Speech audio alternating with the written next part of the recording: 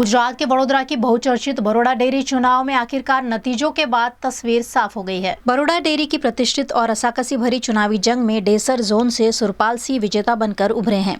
इस सीट पर मुकाबला बेहद कड़ा था, जहां 2009 से डायरेक्टर रहे कुलदीप सिंह को हराकर सुरपाल सिंह ने बड़ा उलटफेर कर दिया। चुनाव में बीजेपी की आंतरिक खींचातान भी खुलकर सामने आई, लेकिन इसके बावजूद मतदाताओं ने सुरपाल सिंह पर भरोसा जताया।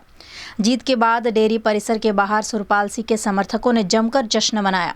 समर्थकों ने उन्हें कांधों पर उठाकर अपनी खुशी जाहिर की और पूरे माहौल को जश्न में बदल दिया।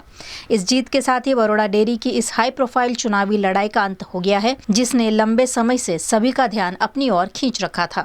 અમારા ડેસર ઝોનના મતદારોનો ખૂબ ખૂબ આભાર। ભારતીય જનતા પાર્ટી સંગઠનનો પણ ખૂબ ખૂબ આભાર। સાવલી તાલુકાના લોકપ્રિય ધારાસભ્ય શ્રી કેતનભાઈ ઇનામદારનો વિશેષ આભાર માનીશ કે મને નાની ઉંમરની અંદર ડિરેક્ટર બનવાનો મોકો આપ્યો। અમારી ભારતીય જનતા પાર્ટીનો ખૂબ ખૂબ આભાર કે પાર્ટીના મેન્ડેટથી જ હું આજે ચૂંટણી જીત્યો છું।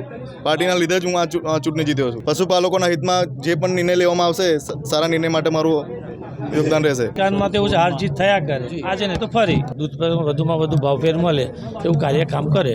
કામ કર્યું, ધારાસભ્યએ પોલીસનો ઉપયોગ કર્યો, સરકારી તંત્રનો ઉપયોગ કરી, ધમકાયા, ડરાયા, ઘરેથી જબરજસ્તી ખેંચી લઈ ગયા અને મતદાન કર્યું। રસ્તામાં આવતો એને ગઈકાલે બી રોકી લીધા અને એમના ખેમામાં લઈ ગયા। એ પ્રમાણે મને એવું લાગ્યું કે ખરેખર પોલીસ તંત્રનો અને સરકારી મશીનરીનો ખૂબ ભરપૂર ઉપયોગ કરી અને મને હરાવવામાં આવ્યો છે। એમાં કોઈ ફરિયાદ કરવાના તમે? કોઈ ફરિયાદ નહીં। હવે તો જે થઈ ગયું થઈ ગયું। આ ફરી 2030માં લડીશું। હવે એ તો 25 તારીખે જવાબ આપવાના છે।